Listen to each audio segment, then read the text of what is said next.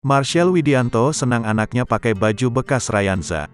Komika Marshell Widianto senang sang anak Archie Hermawan Farid Gilandi Widianto dapat baju bekas Rayanza, anak Raffi Ahmad dan Nagita Slavina. Marshell Widianto menyebut anaknya kemungkinan akan memakai baju Rafathar jika usianya 3 tahun. Hal tersebut terekam dalam kanal YouTube Marshell Widianto bersama sang istri.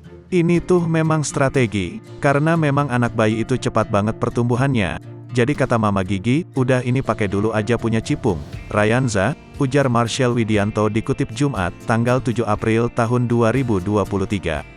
Walaupun mendapatkan pakaian bekas pakai anak Raffi Ahmad, Marshell Widianto tidak keberatan. Sebaliknya, dia justru memuji Raffi dan Nagita yang dinilai tidak membuang-buang pakaian. Mereka itu nggak pernah ngebuang bajunya, beber Marshell.